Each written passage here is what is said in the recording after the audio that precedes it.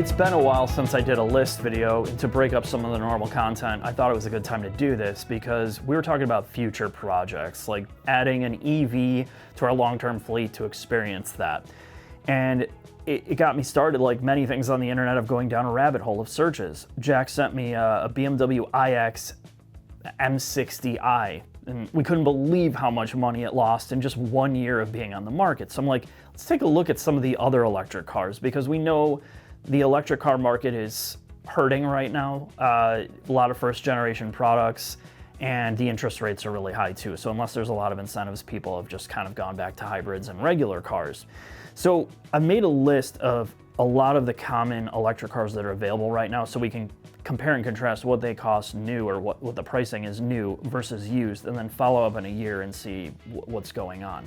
And this may be a really good time to buy a used electric car depending on what you're looking for. And I did all my searches on Auto Tempest. We use them a lot for all our searches, so you can do your own and compare this. But I'm going to start with our worst car of 2023, which was the Toyota BZ4X. This is a vehicle, the low trim level starts at $43,000 and has a range of 252 miles. A used one, 1 year old, not even 1 year old, was averaging around $33,000 with 2,000 miles on it. So you're saving about 10 grand after less than a year. The next one is the BMW i4 M50 all-wheel drive version, or dual motor. That's a $72,000 vehicle, brand new.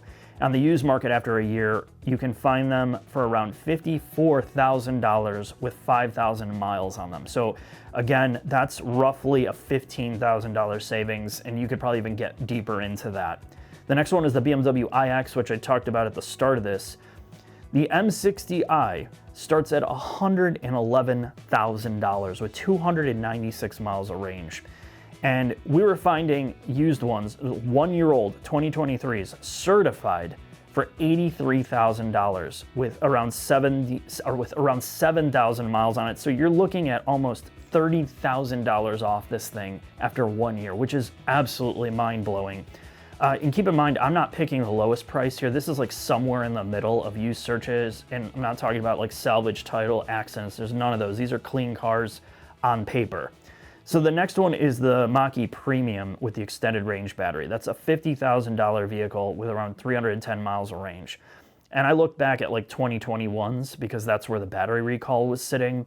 And those are running for about $28,000 with about 36,000 miles on them. So again, like if you're a big Mach E fan, you know, now's a really good time to probably try to find one used, and at least the battery is going to get replaced on it too. So that might be a pro if you're looking for that.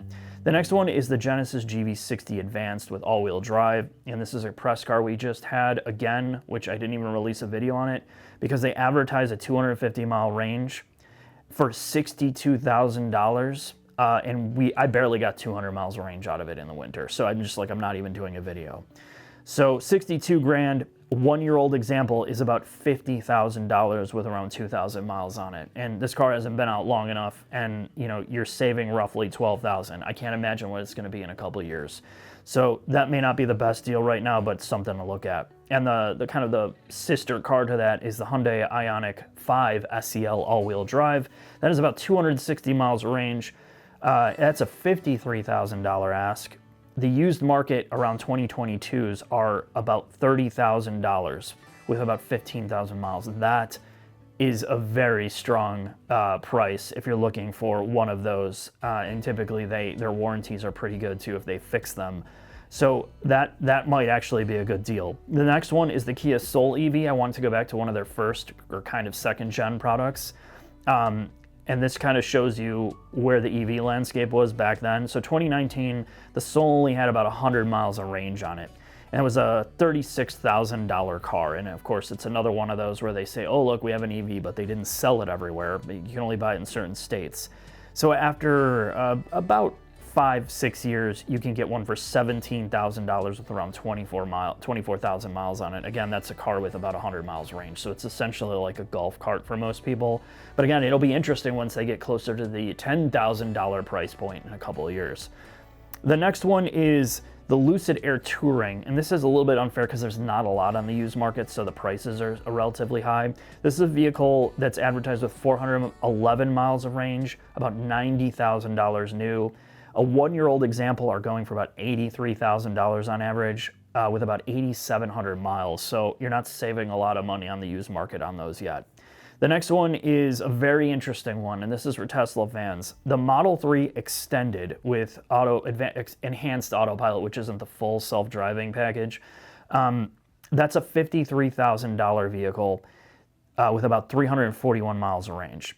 Now, the interesting part about that guy is Hertz just dumped their entire electric car fleet that they had. They flooded the market with it.